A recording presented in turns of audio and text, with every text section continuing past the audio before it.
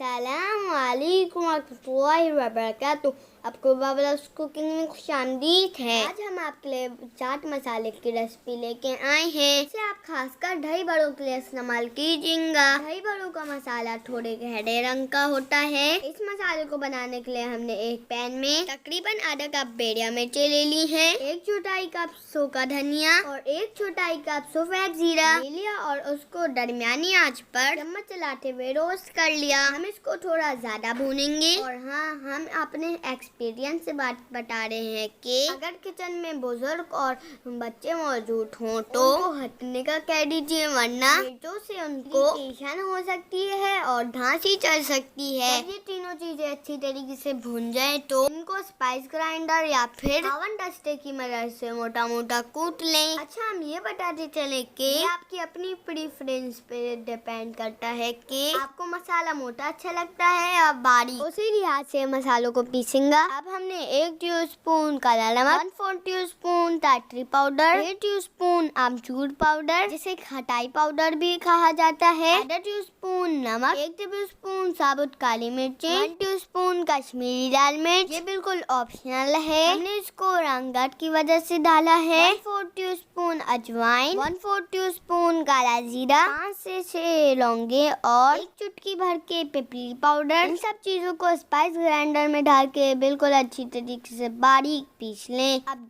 दोनों मसालों को अच्छी तरीके से मिक्स कर लें। लीजिए, आपका मजेदार चाट मसाला तैयार है। हमने यहाँ पे मसाले को बिल्कुल ढरा रखा है। अगर आप बारीक मसाला पसंद करते हैं तो इसी रेसिपी को बारीक कर लें। इसे जरूर ट्राई करें और हमें दुआ में याद रखें। अगर आपको वीडियो पसंद आए तो वीडियो को लाइक करें, चैनल सब्सक्राइब करें और कमेंट बॉक्स में जरूर बताएं। देखने के लिए जज़ाकल्लाह खैर।